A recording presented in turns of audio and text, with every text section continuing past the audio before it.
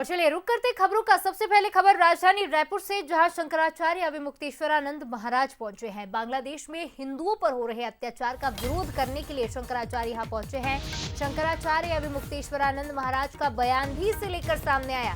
कहा है कि दुर्भाग्यपूर्ण है कि हम हिंदुओं को इसकी चिंता है। अगर वहां से लोग आ रहे हैं तो भारत में शरण दी जाए। भारत हिंदुओं की मातृभूमि है, ये बात उन्होंने कही और कहा कि पीएम और राष्ट्रपति को पत्र लिखा था कि उन्हें आने दिया जाए।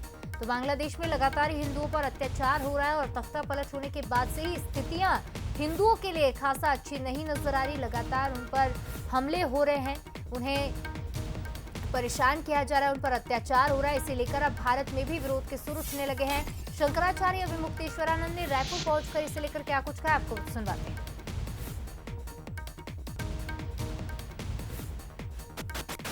वहाँ के मुसलमानों को तो हमने दिलवाई है आज़ादी, बांग्लादेश हमारे कारण बना हुआ है, और उन्हीं को आप इस तरह से हिंदू होने के नाते प्रताड़ित कर रहे हैं।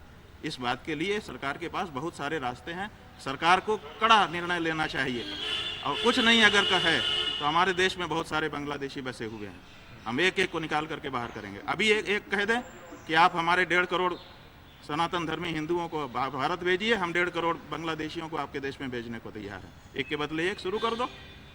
आपके पास तो कितना दबाव करने के लिए मौका है, लेकिन आप बोलते ही नहीं हो।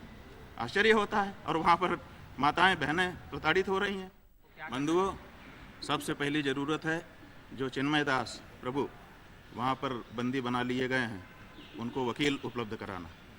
तो उनको जो वकील उनको असिस्ट कर रहा था उसको मार दिया गया पीट करके। जो दूसरा वकील उनके लिए खड़ा हुआ उसको भी पीटा गया। क्या पूरे विश्व के पास ऐसे वकील नहीं हैं जो उसके लिए खड़े हो जाएं कि हम हैं खड़े?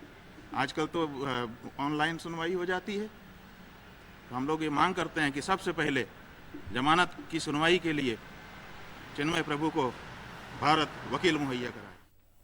तो देखिए, शंकराचार्य अविमुक्तेश्वरानंद को आपने सुना। बांग्लादेश में हिंदुओं के खिलाफ जो अत्याचार हो रहा है, साथ ही चिन्मयदास प्रभु की रिहाई को लेकर भी उन्होंने बात कही कि उन्हें